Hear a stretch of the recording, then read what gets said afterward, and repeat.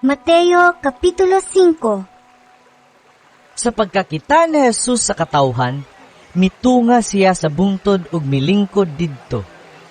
Unya mialirong kaniya ang iyang mga tinun-an ug gitudluan niya sila ni ining mosunod.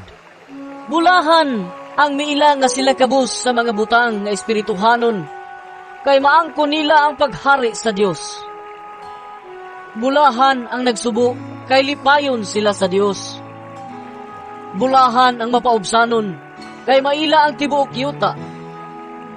Bulahan kadtong naningkamot pagtuman sa kabubuton sa Dios, kay tagbaw niya sila.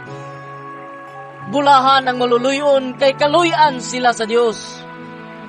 Bulahan ang putli o kasing-kasing, kay makakita sila sa Dios. Bulahan ang naningkamot, nga managdait ang katawhan, kay isipon sila sa Dios, nga iyang mga anak.